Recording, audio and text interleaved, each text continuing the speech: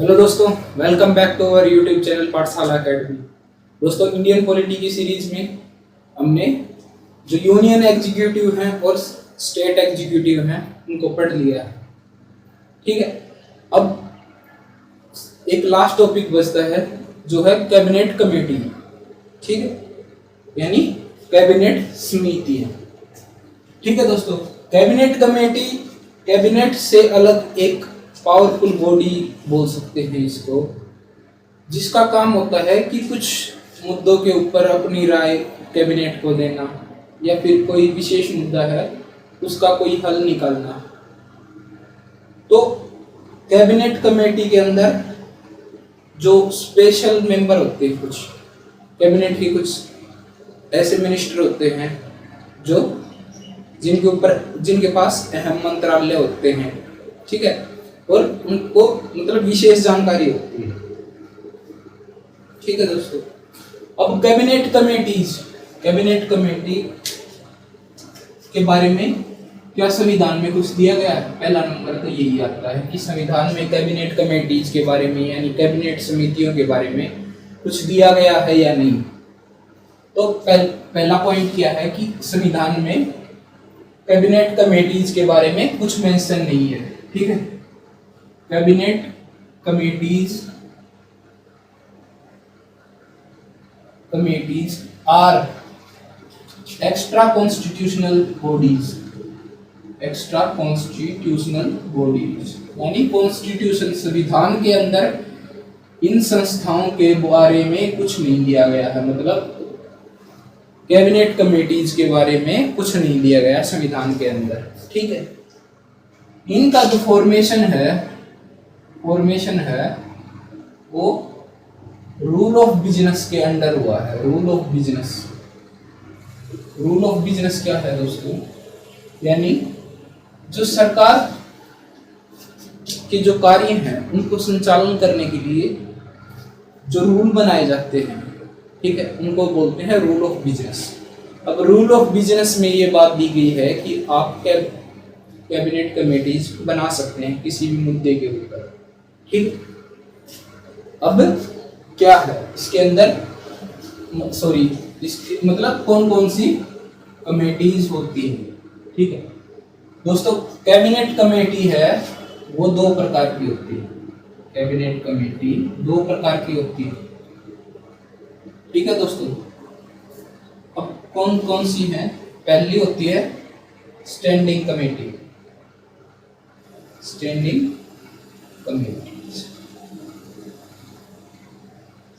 Committee और दूसरी होती है एडहॉक। ठीक है दोस्तों, एडहॉक कमेटीज यानी एडहॉक समिति। अब स्टैंडिंग कमेटी को क्या बोलते हैं दोस्तों? स्थायी समिति।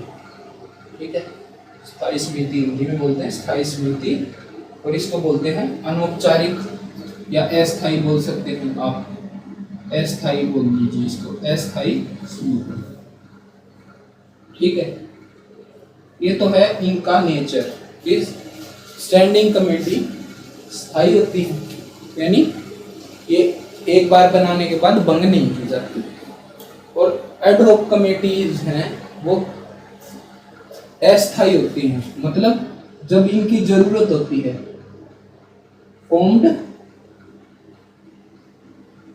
when it is necessary according to time and situation, यानी समय और परिस्थिति के हिसाब से जो एडहॉक कमेटी है उनको बनाया जाता है। ठीक है, यानी समय और परिस्थिति के हिसाब से जो अस्थायी समिति है उनको बना दिया जाता है। और कुछ समितियां ऐसी होती हैं जिनका नेचर स्थायी होता है, यानी वो हमेशा कार्य के अंदर रहती है, उनको कभी भंग नहीं किया जाता या फिर उनको रिमूव नहीं किया जाता। ठीक है दोस्तों, तो अब बताती है कि इन कमेटीज के अंदर सदस्य कौन होते हैं या कितने सदस्य होते हैं। ठीक है, अब इन कमेटी के अंदर जो सदस्य होते हैं वो कैबिनेट मिनिस्टर होते हैं, या फिर कैबिनेट से अलग जो भी दो प्रकार के मिनिस्टर हमने देखे थे, स्टेट मिनिस्टर या फिर डेप्यूटी मिनिस्टर, वो भी हो सकते हैं इनके अंदर। ठीक है, यानी कैबिनेट मिनिस्टर भी हो सकते हैं। और कैबिनेट मिनिस्टर के साथ साथ कौन होता है दोस्तों? कैबिनेट मिनिस्टर यानी कैबिनेट मंत्री, और प्लस में स्टेट मिनिस्टर भी हो सकते हैं, मिनिस्टर, और डेप्यूटी मिनिस्टर भी हो सकते हैं। जैसी जरूरत होगी ना उसके हिसाब से इनके अंदर सदस्य शामिल करने जाते हैं। ठीक है दोस्तों, अब इनके अंदर जो मेंबर होते हैं वो 3 से 8 होते हैं। ठीक है, 3 to 8 मेंबर्स, यानी 6 से 8 मेंबर्स हो सकते हैं इसके अंदर। आगे बात सुनिए। अब बात आती है चेयरमैन की, कि चेयरमैन कौन होगा? ये फिर प्राइम मिनिस्टर। ठीक है, यानी अगर प्रधानमंत्री किसी कमेटी के मेंबर हैं, is member of any committee, then he must be the chairman. अगर किसी कमेटी के अंदर प्रधानमंत्री शामिल हैं तो उस कमेटी के चेयरमैन निश्चित ही कौन होंगे? प्रधानमंत्री। ठीक है दोस्तों, अगर प्रधानमंत्री नहीं है तो फिर कोई और मिनिस्टर है वो भी उसका चेयरमैन बनाया जा सकता है। ठीक है दोस्तों, आगे बात सुनते हैं। अब कैबिनेट मिनिस्टर है या कैबिनेट कमेटी है, वो क्यों बनाई जाती है? कैबिनेट कमेटी बनाई जाती है दोस्तों किसी विशेष मुद्दे के ऊपर फैसला लेने के लिए। ठीक है, कोई और मतलब मामला है, जैसे संसदीय मामले हैं, पॉलिटिकल मामले हैं, इकोनॉमिक मामले हैं, तो ये सारी चीजें, आर्थिक, राजनीतिक, ठीक है, संसदीय मामले, तो इन सारी चीजों के ऊपर क्या बनाई जाती हैं? कैबिनेट समितियां बनाई जाती हैं इन कामों को संचालित करने के लिए। क्योंकि जो कैबिनेट है, कैबिनेट के अंदर 15 से 20 मिनिस्टर होते हैं।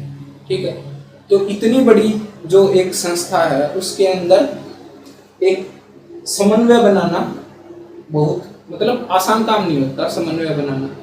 तो छोटी छोटी कमेटियां बनाई जाती हैं ताकि समय के ऊपर काम को पूरा किया जा सके और जो स्पीड है काम की वो बढ़ाई जा सके, और जो एक्यूरेसी है काम की उसको भी इंक्रीज किया जा सके। ठीक है, एक्यूरेसी यानी जो काम की सटीकता है उसको बढ़ाया जा सके और समय है वो कम लगे, यानी समय पर फैसले हो पाए।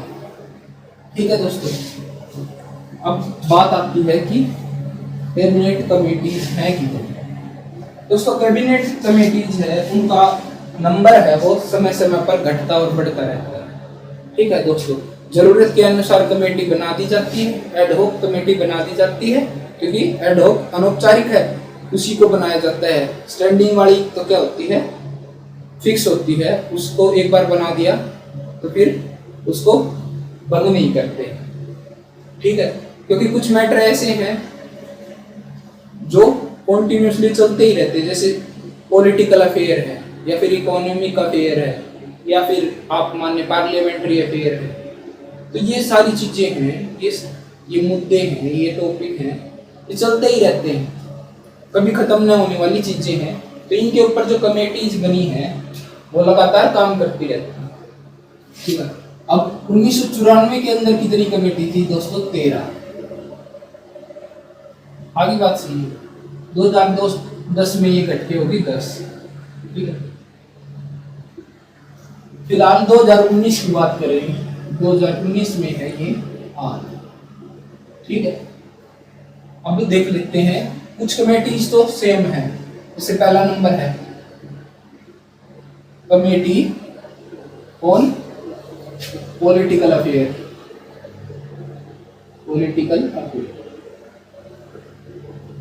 ठीक है, यानी राजनीतिक मामलों से जुड़ी हुई कमेटी। दूसरा नंबर आता है, ठीक है दोस्तों, ये या फिर मैं इसको पूरा ही लिख देता हूँ, committee on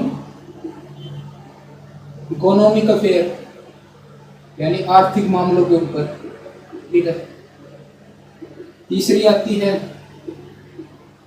committee on parliamentary affair, parliamentary affair.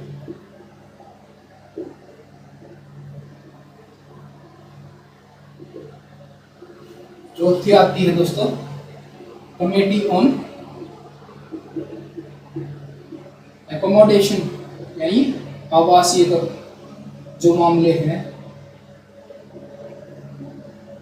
उनके ऊपर कमेटी, ठीक है। पांचवी कमेटी आती है दोस्तों कमेटी ऑन सिक्योरिटी, सिक्योरिटी, ठीक है। छठी आती है दोस्तों अपॉइंटमेंट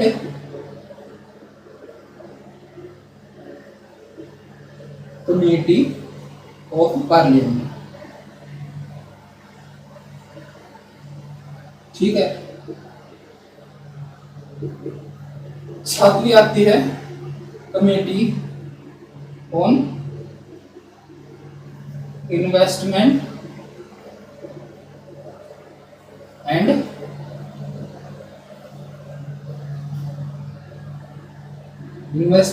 एंड ट्रेड बोल सकते हैं इसको आप, इन्वेस्टमेंट और ट्रेड के ऊपर, ठीक है।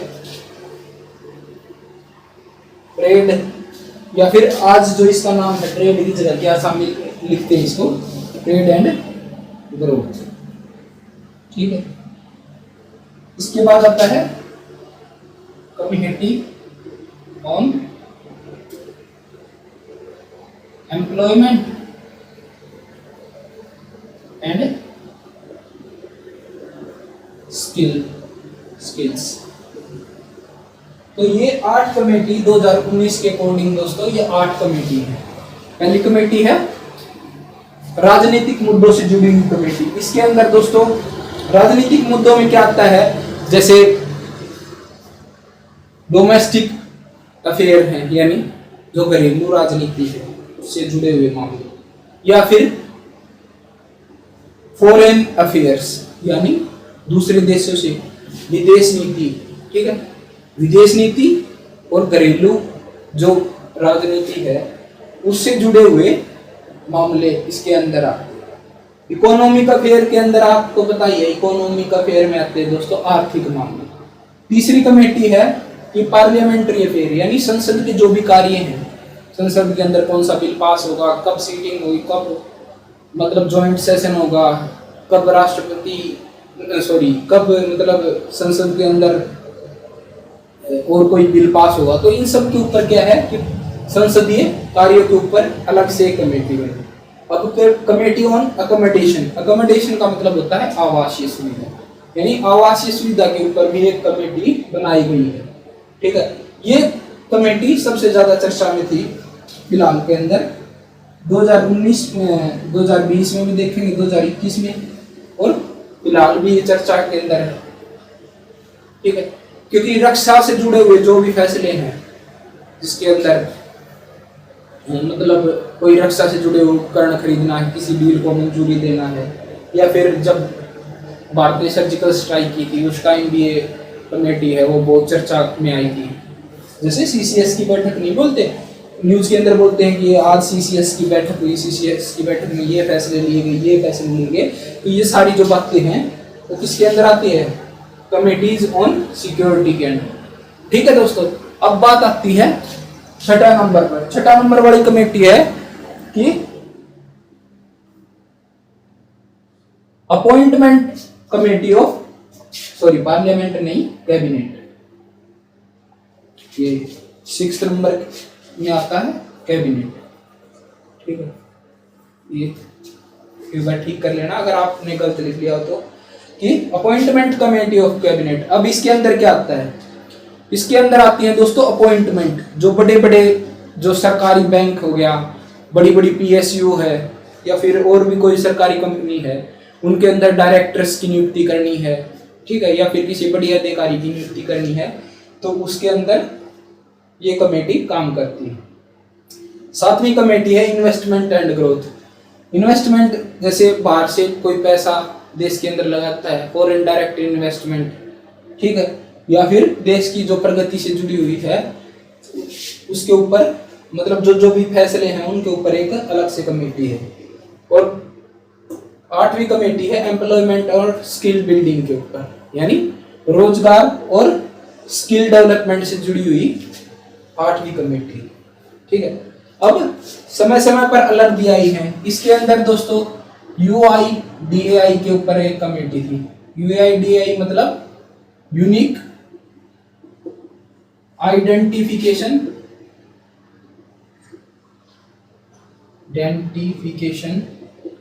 अथॉरिटी ऑफ इंडिया, ठीक है, अथॉरिटी ऑफ इंडिया। UIDAI ने क्या बनाया था दोस्तों, जो आधार कार्ड है, आधार कार्ड को बनाने वाली कौन है, unique identification authority of India. ID मतलब आइडेंटिफिकेशन, A माने अथॉरिटी और I मतलब इंडिया, यानी unique identification authority of India है। उसके ऊपर एक कमेटी थी, वो किसके अंदर थी, इसके अंदर एक कमेटी और थी कि कमेटी ऑन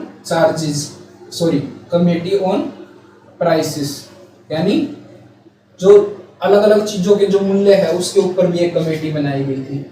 इसके अंदर एक कमेटी और थी 2010 में, यानी WTO यानी वर्ल्ड ट्रेड ऑर्गेनाइजेशन से जुड़े हुए जो भी मामले हैं, उससे जुड़े जो भी मैटर हैं उनके ऊपर भी एक क्या थी, कमेटी थी,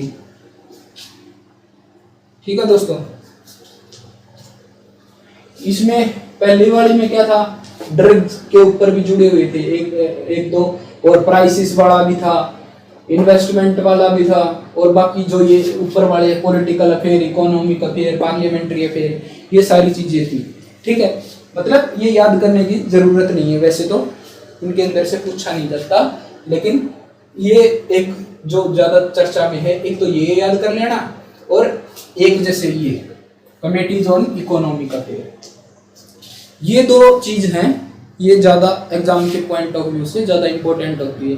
एक तो रक्षा से जुड़े हुए जो भी मामले होते हैं, उनमें जो खरीद, रक्षा की जो खरीद है, या फिर सेना की डिप्लॉयमेंट है, कोई अगर सेना का मतलब हमारी टेरिटरी से बाहर का कोई मिशन है तो उनके ऊपर फैसला कौन लेता है, कैबिनेट कमेटी ऑन सिक्योरिटीज, यानी रक्षा क्षेत्र से जुड़ी हुई जो कैबिनेट की समिति है वो फैसले लेती है। अब ये कमेटी ज्यादा इंपॉर्टेंट क्यों हो जाती है दोस्तों, क्योंकि कोविड-19 के बाद व्यापार धंधे सब ठप थे, ठीक है, उस टाइम देश को बहुत लॉस हुआ था उस टाइम। तो जो इकोनॉमिक रिवाइवल है, यानी आर्थिक जो फिर से हम बोल सकते हैं उसको, आर्थिक रूप से फिर से संपन्न बनाने के लिए मतलब क्या क्या फैसले लेने चाहिए, क्या क्या स्टेप्स, क्या क्या पॉलिसी बनानी चाहिए, वो सारी चीजें इसके अंदर आती हैं। कमेटीज ऑफ इकोनॉमिक अफेयर ये सुझाव देती है कैबिनेट को क्या क्या मतलब हमें पॉलिसी बनानी चाहिए। अब देखो दोस्तों, सबसे अच्छी पॉलिसी आई है ये ELI, इकोनॉमिक अफेयर कमेटी का ही रिकमेंडेशन इसको मान सकते हैं हम। PLI स्कीम, PLI स्कीम क्या है दोस्तों, ज्यादा डिटेल में नहीं पढ़ेंगे, बस एक बार बता देता हूँ कि PLI का पूरा मतलब होता है प्रोडक्शन लिंक इंसेंटिव, ठीक, प्रोडक्शन लिंक इंसेंटिव। प्रोडक्शन यानी उत्पाद से संबंधित इंसेंटिव। इंसेंटिव का मतलब होता है कि जैसे कोई मोबाइल बनाने वाली कंपनी है, ठीक है, तो सरकार उसको हर एक मोबाइल जो एक यूनिट बनाएंगे ना मोबाइल की, मान लिया एक यूनिट बनाते हैं, 5000 यूनिट बनाते हैं, लाख यूनिट बनाते हैं, तो हर यूनिट के ऊपर सरकार उनको कुछ ना कुछ इंसेंटिव देती है अपनी ओर से, या तो छूट की फॉर्म में या फिर डायरेक्ट कैश की फॉर्म में, मतलब डायरेक्ट बेनिफिट ट्रांसफर की फॉर्म मान सकते हैं आप इसको, यानी उनको डायरेक्ट पैसे मिल जाएंगे या फिर उनको कुछ छूट मिल जाएगी, ठीक है। तो प्रोडक्शन लिंक इंसेंटिव ने इकोनॉमिक रिवाइवल के अंदर बहुत ज्यादा काम किया है, ठीक है, बहुत ये पॉलिसी बहुत बेटर बन के आई है, जिसने बहुत सारे सेक्टर को रिवाइव करने में अपना अहम योगदान दिया है। ठीक है, ये टेक्सटाइल यानी कपड़ा उद्योग में भी है, इलेक्ट्रॉनिक के अंदर है, सेमीकंडक्टर मैन्युफैक्चरिंग के अंदर भी प्रोडक्शन इंसेंटिव है, वो सरकार ने लागू किया है, अच्छी पॉलिसी है। ठीक है, तो ये होगी कैबिनेट कमेटीज की, कैबिनेट की कौन कौन सी कमेटी। अब बात आती है फंक्शन की, कि फंक्शन क्या क्या है। दोस्तों फंक्शन वैसे तो मैंने बता दिए, अब लिख के बताना मेरे हिसाब से कोई वो जरूरी नहीं है। इसका क्या है, पॉलिटिकल अफेयर, देश या विदेश से जुड़े हुए, इकोनॉमिक, पार्लियामेंट्री, अकोमोडेशन, आवास, सिक्योरिटी, ठीक है, अपॉइंटमेंट, ग्रोथ और स्किल, यही इनके फंक्शन है।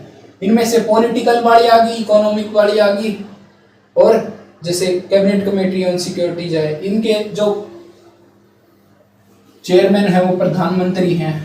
अब बात आती है संसदीय वाली में होम मिनिस्टर चेयरमैन है। तो चेयरमैन का तो बता दिया दोस्तों, अगर प्रधानमंत्री कमेटी के अंदर शामिल है तो प्रधानमंत्री चेयरमैन होगा, अगर नहीं है तो फिर किसी भी मिनिस्टर को चेयरमैन बना सकते हैं। आगे बात सुनिए। अब एक और चीज आती है इसके अंदर, जीओएम।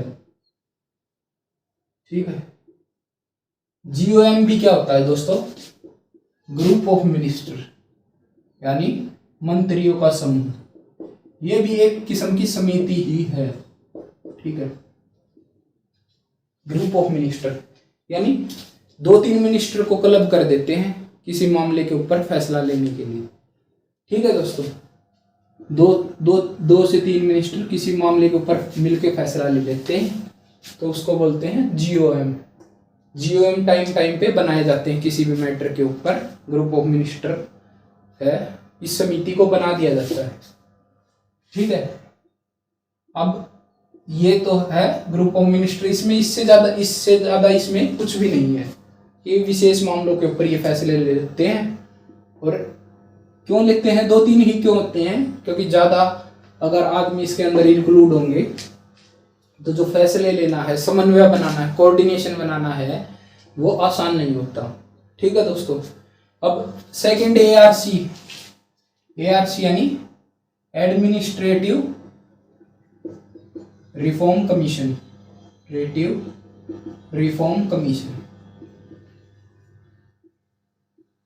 शॉर्ट में बोलते हैं इसको एआरसी, और पूरा बोलेंगे तो एडमिनिस्ट्रेटिव रिफॉर्म कमीशन। 2005 से लेकर 2009 इन्होंने कुछ सजेशन दिए थे इसके जीओएम के लिए। पहला क्या बोला था इन्होंने कि ज्यादा जीओएम नहीं बनाए जाएं।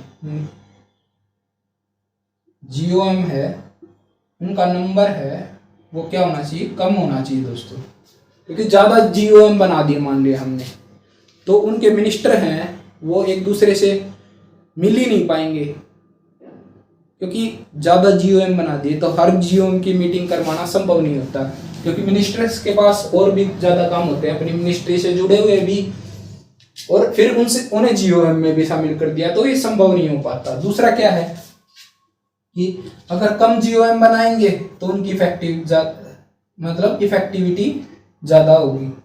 ठीक है, सिंपल से पॉइंट है, कुछ ज्यादा टेक्निकल बात नहीं है कि जीओएम कम बनाने हैं। दूसरा उनकी इफेक्टिविटी पे ध्यान देना है, उनकी वो ज्यादा इफेक्टिव, और टाइम बाउंड डिसीजन पर ज्यादा फोकस देना चाहिए, यानी जो भी काम करे उनको एक लिमिटेड टाइम दिया जाए कि इस टाइम के बाद आपको जो आपका फैसला है, डिसीजन है, या फिर आपकी जो भी रिकमेंडेशन है उसको कैबिनेट को बताना हो। ठीक है दोस्तों, ये छोटा सा टॉपिक था कैबिनेट कमेटीज का, ये खत्म होता है। ठीक है, अब जो एग्जीक्यूटिव वाला पार्ट है हमारा वो खत्म हो गया। अब बात आएगी हमारी लेजिस्लेटिव यानी विधायिका से जुड़ी कार्यकारी जो पद थे या संस्थान थे, उनसे जुड़ी हुई चीजें हमारी खत्म होगी। अब बात आती है जो आप विधायी बोल दीजिए उसको, या लेजिस्लेटिव इंग्लिश में बोलते हैं, हिंदी में विधायी जो भी संस्थान हैं या पद हैं उनसे जुड़ी हुई जो भी आप शक्तियाँ हैं, जो भी उनका कार्य है, फंक्शनिंग है, रोल है, वो सारी चीज़ें आप मतलब अगले लेक्चर से स्टार्ट हो जाएंगी। इसमें सबसे पहले हम पढ़ेंगे जो सेंटर के अंदर जो लेजिस्लेशन का कार्य है वो किसके पास होता है, वो होता है संसद यानी पार्लियामेंट के पास होता है। तो अगले चैप्टर से हम पार्लियामेंट पढ़ेंगे। ठीक है दोस्तों, पार्लियामेंट एक लंबा चैप्टर है, तो हो सकते हैं उसके 5 इतने पार्ट में बना सकते हैं, क्योंकि ज़्यादा लंबा करने से अच्छा है कि उसको ज़्यादा पार्ट में पढ़ें। ठीक है, तो ये लेक्चर यही समाप्त होता है दोस्तों। कैबिनेट कमेटीज ख़त्म हो गई अपनी, तो अच्छे से आप पढ़िए इसको, और जो भी सजेशन है आपकी, कोई भी बदलाव करना है या कोई और बात है तो उसको आप हमें कमेंट करके बता सकते हैं। ठीक है दोस्तों, तो अच्छे से अपनी स्टडी कंटिन्यू कीजिए। जय हिंद, जय भारत, थैंक यू।